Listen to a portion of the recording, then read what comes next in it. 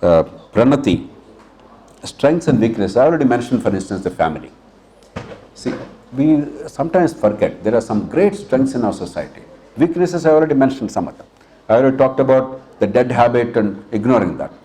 But you must also recognize the strengths. For a country this poor and this messed up, do you realize we are one of the most peaceful and remarkably harmonious societies? Why? There is a strength in our culture.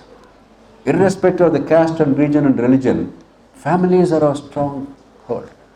Whatever you do, there are negative things also in family. I know there is a lot of oppression in family. I know women pay the supreme price in most families, retaining them, culturally and otherwise. If you eliminate the negatives, but retaining the strength of the family is very vital in my judgment. Maybe I'm an old-fashioned guy, or maybe I'm too old, but I truly believe if our modernity and quest for prosperity destroys the families, I think we're going to lose a lot unnecessarily. Similarly, India is a country where everybody is a believer. I am not. I am an agnostic. I must be honest with you. I don't care if God exists or not. But if you have true faith, there's nothing wrong with that. Probably that's what keeps many people on the straight and narrow path. It gives them solace. But more important, India is a country where there is a sense of right and wrong, dharma transcending religion. It's not Hindu, Muslim or Christian. It's intrinsic to our society where even if we commit mistakes, we do stupid things, somewhere there's a compass. It says this far and no further. Whether Hindu, Muslim or caste or some other thing, we do stupid things. We do hateful things. But luckily in our society, because of centuries of coexistence, there is a collective survival instinct where it tells us, look, we are straying too far from the line.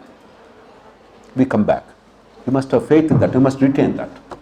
If you believe in the armed forces or the security forces or the police forces alone, I don't think that's a fair belief in the current Indian situation, or perhaps any situation anywhere.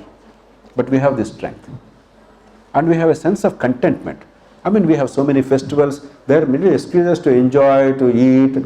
That's also necessary because in the milieu of so much of madness and pain and deprivation, the fact that we are able to enjoy and laugh is important.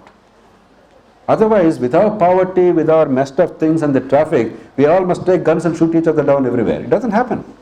Even crime is actually much less than what it would be in many other societies. So rejoice.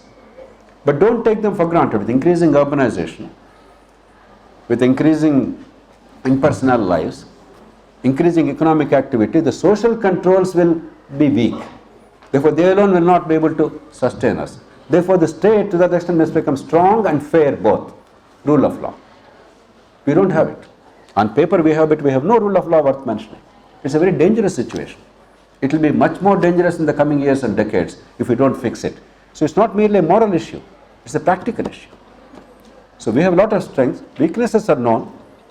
We are feudal, we are hierarchical, our caste, and our prejudice, our superstition, and our political mess up, our propensity to centralization, our lust for power, not only in politicians among us, from a family to a nation, everywhere, control, power, control, power. It's part of our society because of hierarchical culture.